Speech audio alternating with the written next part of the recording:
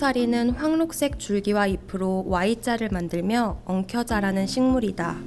겨우살이는 겨울에만 잎이 달리는 나무가 아니고 상록성 식물이지만 얹혀 자라는 나무의 잎이 다 떨어지고 가지가 드러날 때만 온전한 모습을 보인다.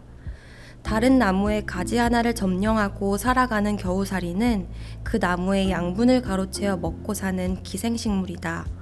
기생식물 가운데는 새삼과 같이 스스로 양분을 만들지 못하여 모든 양분을 숙주에게 의존하는 전 기생식물도 있으나 겨우살이는 엽록소를 가지고 있어서 광합성을 하지만 그것만으로는 부족하여 숙주에게서 물이나 양분을 일부 빼앗아 이용하는 반기생식물이다.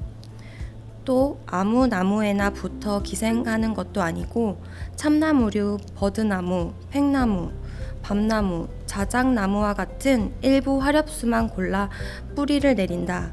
그래서 기생목이라고 부르기도 하고 겨울에도 푸르다고 하여 동청으로 부르기도 한다. 겨우살이는 겨우살이과에 속하는 늘 푸른 나무이다. 나뭇가지에 뿌리를 받고 한 줄기가 새끼손가락만큼 자라면 마디를 만드는데 그 마디에서 다시 45도쯤의 각도로 갈라져 줄기 만들기를 서너 번 반복하고 나면 줄기의 끝에 두 개의 잎이 마주 달린다. 잎은 선인장처럼 다소 두껍고 물기가 있으며 연하여 잘 부러진다.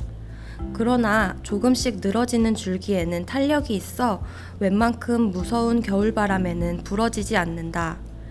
잎 길이도 한 줄기의 길이만큼이고 너비는 손가락 한 마디보다 조금 짧아 긴 타원형이다. 늦은 겨울이나 이른 봄 마주난 두 개의 잎 사이에서 꽃이 피는데 암꽃과 숫꽃이 각기 다르게 핀다. 포라고 부르는 작은 접시 모양의 꽃덮개 속에 끝이 갈라진 종 모양의 꽃이 3개쯤 핀다. 암꽃은 숫꽃에 비하여 꽃 덮개가 크고 3개가 삼각형을 이루어 모여 달린다.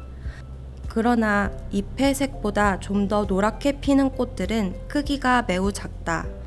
이렇게 핀 꽃들은 곤충이나 바람의 힘을 빌려 꽃가루 바지를 한다.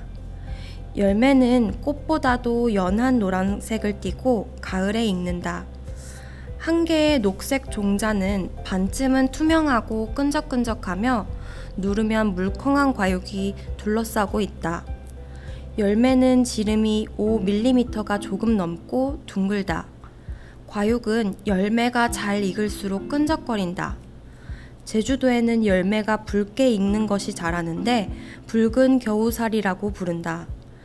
이 겨우살이 열매는 새들이 좋아하여 즐겨 찾는데 새들이 열매를 먹어도 종자와 그것을 둘러싼 과육은 소화되지 않고 그것을 배설물과 함께 밖으로 나오며 과육의 끈적거림은 이때까지도 그대로 유지되어 종자는 쉽게 다른 나뭇가지에 들러붙게 된다.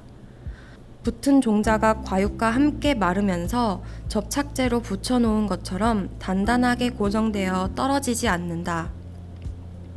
이 상태로 겨울을 넘기고 나면 따스한 봄볕을 받으면서 종자에서 싹이 튼다. 종자의 껍질을 뚫고 나온 배의 끝은 마치 빨판처럼 납작하게 숙주의 나무 껍질에 붙어 기생뿌리를 밀어넣고 자라기 시작한다.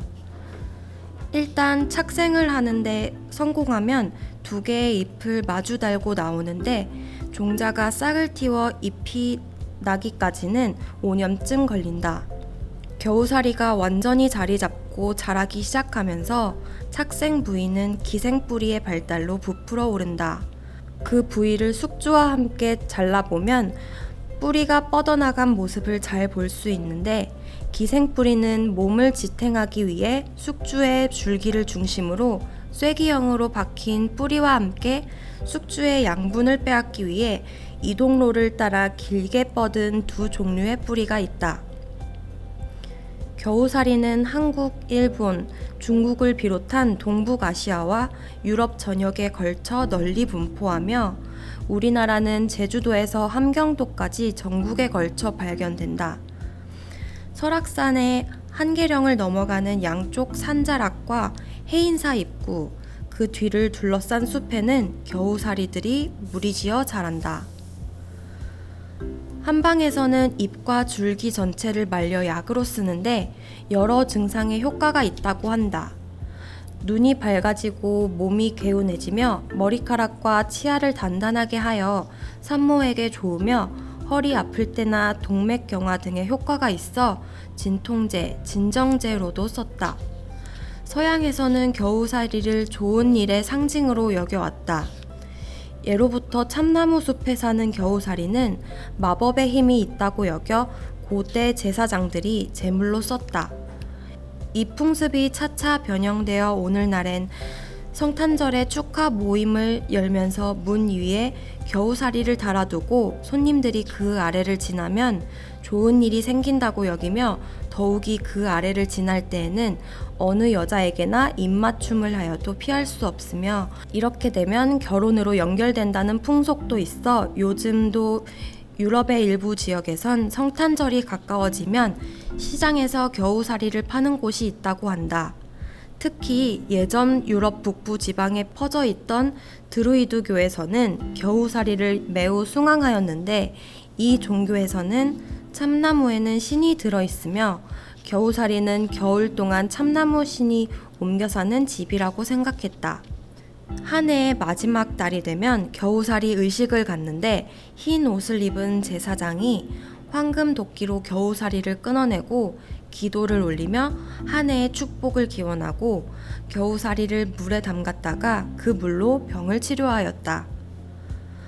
동서양을 막론하고 약으로 쓰임은 공통적인 것 같다.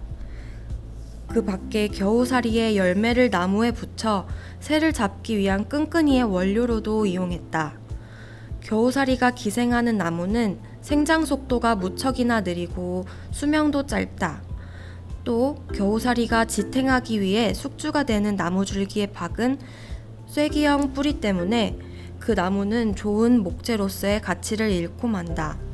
또 겨우살이가 뚫고 들어간 틈 사이로 해충이나 병균 등이 침입하기도 한다. 겨우살이도 부분적으로 광합성을 하므로 숙주가 양분을 공급해 줄 수 없을 때 반대로 양분을 역류시켜 숙주를 먹여 살릴 수는 없을까 하고 어느 식물학자가 실험을 하였는데 겨우살이가 기생한 줄기와 잎을 잘라 양분을 차단시켰더니 결국 둘 다 말라 죽어버렸다. 결국 겨우살이는 받을 줄만 알고 줄 줄 모르는 철저하게 이기적인 식물이라고 식물 세계도 인간 세계처럼 참으로 다양한 종류가 살고 있다고 생각했었다. 하지만 요즘 겨우살이는 항암제로 관심이 높다. 서양 겨우살이는 이미 약품이 개발되었고 우리나라의 겨우살이 성분도 비교 연구되고 있다. 민간에서 겨우살이 채취가 워낙 많아져 급속히 그 개체수가 사라지고 있을 정도이다. 사람의 목숨을 살릴 수 있다면 더 큰 미덕이 어디 있겠나 싶어 겨우살이를 이기적인 나무로 속단한 것이 미안했다. 나아가 인간의 이기심으로 인해 더 큰 쓰임새로 활용되기도 전에 사라질까 하는 새로운 걱정이 앞섰다.